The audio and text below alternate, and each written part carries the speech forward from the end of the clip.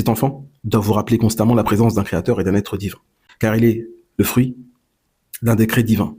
Et donc, alhamdoulilah, tous les jours chez vous, vous avez un rappel de l'au-delà, un rappel qu'il y a une autre vie, un rappel qu'il y a un créateur. Et donc, il faut saisir ce rappel pour pouvoir en profiter tous les jours. À chaque fois que vous le regardez, rappelez-vous que c'est le choix d'un Seigneur, c'est un choix divin, c'est un décret. Et il n'est pas ainsi comme ça. Ce n'est pas un hasard. Il a voulu ça pour vous. Et donc, cela doit vous rappeler sa présence constamment. Et ça, c'est un bienfait que vous avez chez vous de vous rappeler constamment Allah et l'au-delà, Inch'Allah. L'au-delà, pourquoi? Parce qu'il y aura forcément une autre vie. Ce n'est pas possible qu'Allah vous donne ça et qu'il n'y ait pas de suite. Dans un hadith rapporté par Abu Daoud et Ahmed, le prophète sallallahu alayhi wa sallam a dit, lorsqu'Allah a destiné à un serviteur un rang élevé, qu'il ne peut atteindre par ses actions. Il éprouve dans son corps, ses biens ou ses enfants. Puis lui accorde de la patience jusqu'à ce qu'il atteigne le rang qui lui est destiné, qui lui a été destiné. Donc nous voyons que certaines personnes ne peuvent pas atteindre certains rangs. Mais Allah veut ces rangs-là pour eux. Mais ils ne peuvent pas les atteindre par leurs œuvres. Soit ils ne sont pas assez pieux, soit ils n'ont pas assez d'œuvres pour cela.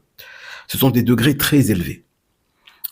Comment Allah Ta'ala leur fait atteindre ces degrés? En les éprouvant. Il dit dans trois choses, dans l'une des trois choses. Soit dans son corps à la personne, cancer, maladie, attouchement et autres. Soit dans ses biens, pauvreté, épreuve dans les biens et autres. Soit dans ses enfants, maladie, handicap dans l'enfant, mort et autres. Puis il lui accorde la patience qui va avec cette épreuve-là, afin qu'il atteigne ce rang qui lui a été destiné. Donc, ma sœur, prenez soin de ce cadeau, car il se peut que ce soit votre passeport pour les hauts degrés du paradis. Et sachez que vous ne l'aidez pas, c'est lui qui vous aide. Et c'est comme ça que vous devez voir la chose. Vous n'êtes pas en train d'aider cet enfant. C'est cet enfant qui vous aide. Et c'est comme ça que vous devez le voir. Par contre, vous êtes observé à chaque instant pour vos actes envers lui. Et donc, prenez soin de lui. Déversez sur lui toute votre bienveillance, votre douceur. Et patientez sur lui.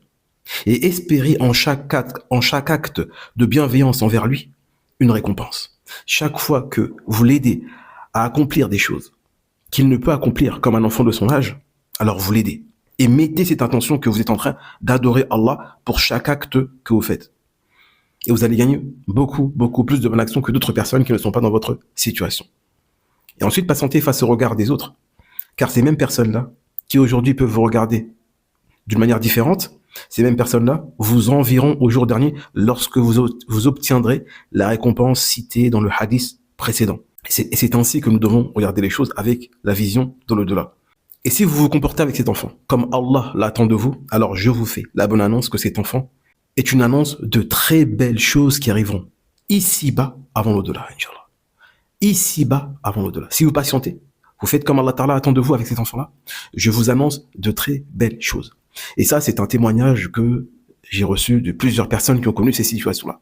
Lorsqu'ils ont un enfant comme ça et qu'ils ont patienté, Allah leur a ouvert des portes, de très belles portes ici-bas, Inch'Allah.